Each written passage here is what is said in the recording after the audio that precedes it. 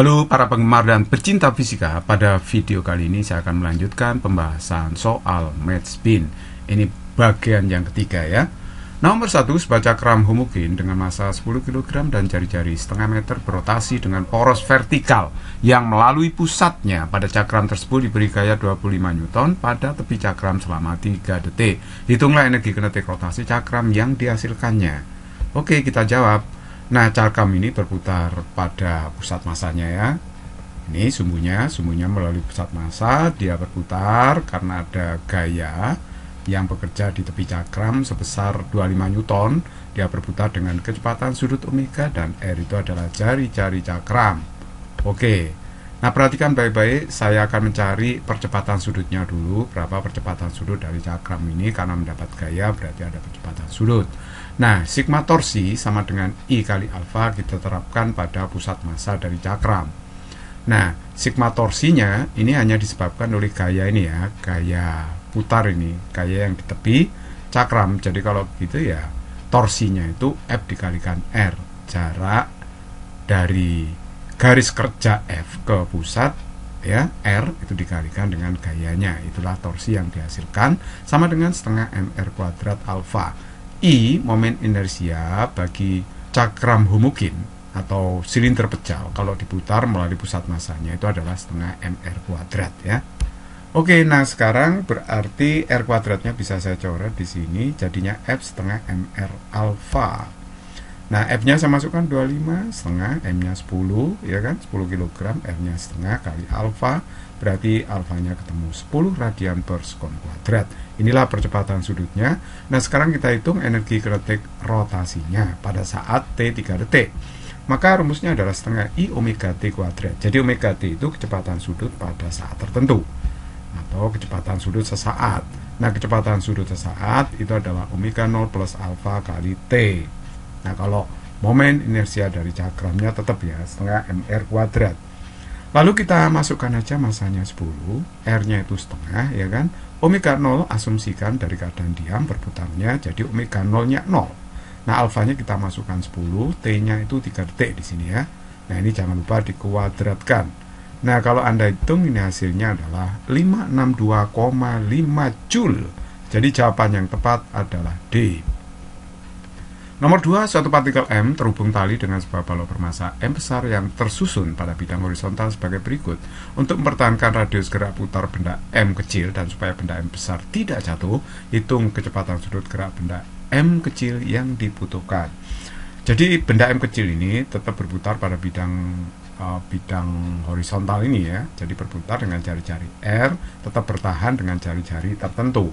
Nah, kemudian berarti M ini dalam keadaan diam di sini atau dalam keadaan setimbang. Jadi yang M kecil ini bisa dikatakan setimbang rotasi. Nah, kemudian M yang gede ini dalam keadaan setimbang translasi. Nah, kita gambar dulu gaya-gaya yang bekerja pada sistem ini. Pada M besar bekerja gaya berat mg.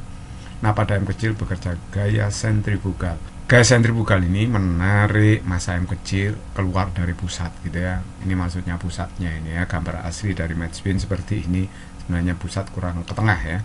Oke, jadi kalau begitu di sini perhatikan bahwa kalau misalkan Mg lebih besar dari gaya sentrifugal, maka otomatis M akan melorot ya, M besar akan melorot. Sedangkan kalau gaya sentrifugalnya terlalu besar, maka M kecil ini akan bergeser menjadi pusat sehingga jari-jarinya membesar. Padahal ini dipertahankan tetap ya, jari-jarinya tidak berubah. Nah, jadi kalau begitu maka berarti Mg itu harus sama dengan gaya sentrifugalnya gitu. Jadi sama persis supaya tidak bergeser. Jadi kalau begitu gaya sentrifugal itu rumusnya apa ya? Sama dengan gaya sentripetal, M omega kuadrat dikalikan R. Omega kuadrat kali R itu namanya AS atau ASF ya. Percepatan sentrifugal atau percepatan sentripetal. Oke, nah sekarang ini berarti omega kuadratnya saya tulis mg per mr, berarti omeganya adalah akar M besar G per M kecil kali R. Nah, inilah kecepatan sudut yang ditanyakan. Jadi jawaban yang tepat adalah D. Nomor 3, terdapat sebuah sistem bandul berputar seperti berikut. Diketahui bola bermassa M besar, panjang tali L kecil, dan periode T 22 sekon. Tentukan besar cos theta. Nah, ini yang kita hadapi, problem ini adalah ayunan kerucut atau ayunan konis. Jadi ayunan konis itu berbentuk kerucut ini ya. Kalau saya tarik garis lurus ke tepian lingkaran ini pasti kerucut kan. Ini sudutnya theta, panjang tali L kecil. Jari-jari putarannya misalnya R kecil ya. Nah, oke, kita gambar dulu gaya-gaya bekerja. Ini ada tegangan tali yang menjahit benda M. Kemudian ada gaya berat Mg, kemudian ada gaya sentrifugal keluar dari pusat lingkaran. Nah, perhatikan baik-baik bahwa gaya sentrifugal itu rumusnya sama dengan sentripetal, cuma arahnya aja yang berbeda. Nah, ini saya gunakan konsep gaya sentrifugal supaya saya bisa menyelesaikan soal ini dengan mudah. Karena soal ini tidak akan saya selesaikan secara analitis, tapi secara poligon, vektor poligon. Nah, saya pindahkan aja vektor Mg ke sini ya. Saya pindahkan. Memindahkan vektor itu boleh asalkan panjang vektor dan arahnya tetap tidak berubah. Kalau ini theta, ini juga theta karena sudut sahadap. Nah, sekarang coba perhatikan ini gaya sentrifugalnya saya pindahkan ke sini. Panjangnya sama kan, arahnya juga sama. Jadi pangkal dari gaya sentrifugal saya taruh di ujung gaya berat Mg gitu. Nah, saya sambung-sambung ini vektornya, kemudian T-nya yang miring ini saya taruh di sini. Jadi pangkalnya T saya taruh di ujungnya vektor gaya sentrifugal. Kalau kita lihat di sini ada vektor siklis memutar, itu berarti jumlah gaya pada benda 0. Artinya benda ini dalam keadaan setimbang rotasi. Nah, kalau saya ambil tannya, tan theta, itu kan gaya sentrifugal dibagi dengan Mg. Karena tan itu sisi depan dibagi sisi samping. Jadi gaya sentrifugal dibagi Mg, gaya sentrifugal itu rumusnya M omega kuadrat kali R dibagi Mg, M-nya kita coret. Oh, ini kita uraikan dulu, tan theta-nya menjadi sin theta per cos theta ya. Baru kita coret sin theta-nya, kiri kanan kita coret, M-nya atas bawah kita coret. Akhirnya kita dapatkan seper cos theta, ini pindah ke sini ya. Seper cos theta sama dengan omega kuadrat L per G. Nah, kalau cos theta-nya berarti dibalik, G per omega kuadrat kali N. Nah, cos theta-nya itu sama dengan G per omega itu 2pi per periode ya. Saya kuadratkan sehingga ini G 2pi per T, periodenya 22 sekon. Jadi periode itu waktu untuk satu kali putaran. Ini saya masukkan ya. Nah, ini 2 per 22 itu 1/11 kan. Jadi kalau begitu dapatnya apa ini? Kalau ini saya kuadratkan 121 pindah ke atas ke pembilang. Jadi 121 G per pi kuadrat kali L. Jadi jawaban yang tepat adalah C. Nomor 4, suatu hari di sebuah gudang pabrik gula tua, Vera sedang berjalan-jalan untuk melakukan uji nyali. Ia sedang mengamati batang besi yang tergantung di sebuah tali tua. Asumsikan batang besi memiliki panjang 2L. Vera dapat mengetahui massa benda hanya dengan melihatnya. Diketahui massa batang besi adalah 11 kg. Tiba-tiba krak, tali yang menggantung sisi kanan besi putus sehingga besi akan jatuh.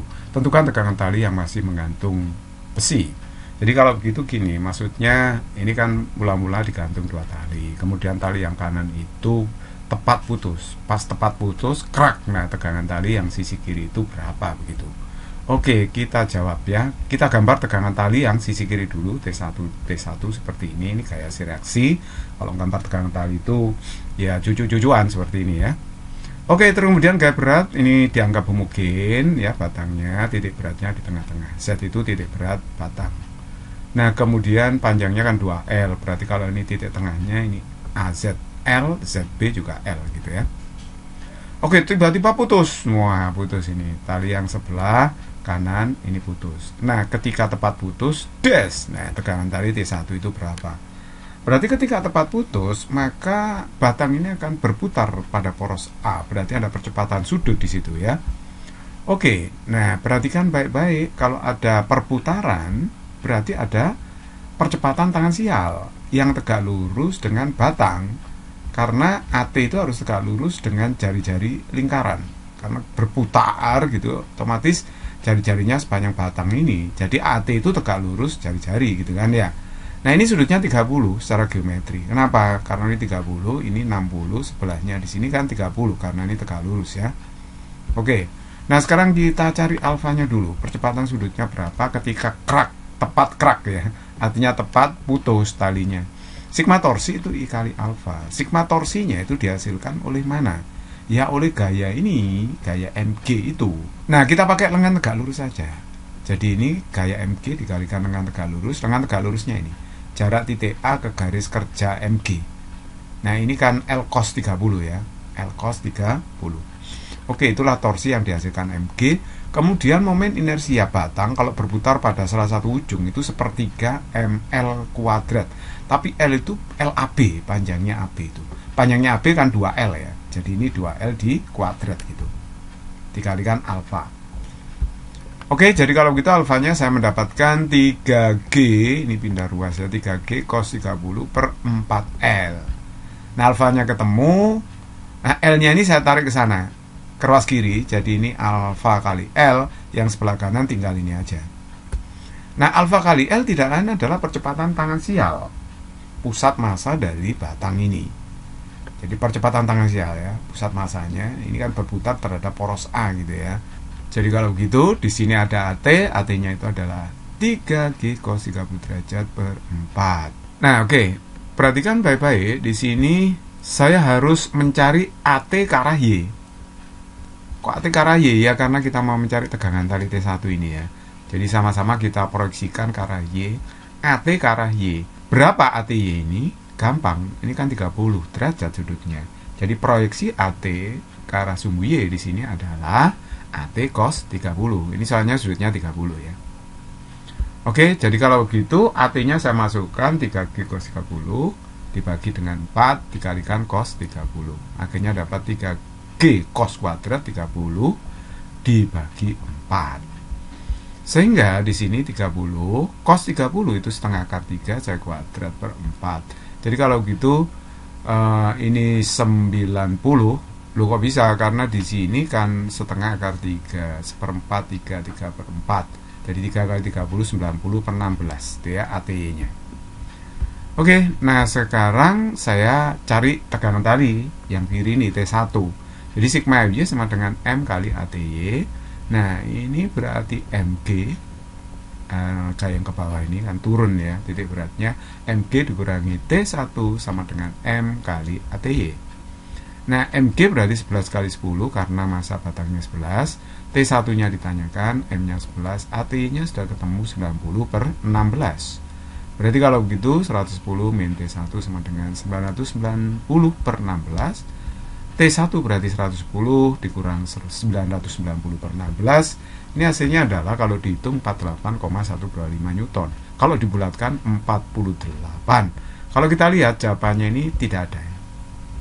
Oke, sampai di sini semoga apa yang saya berikan bermanfaat. Physics is very easy and fun.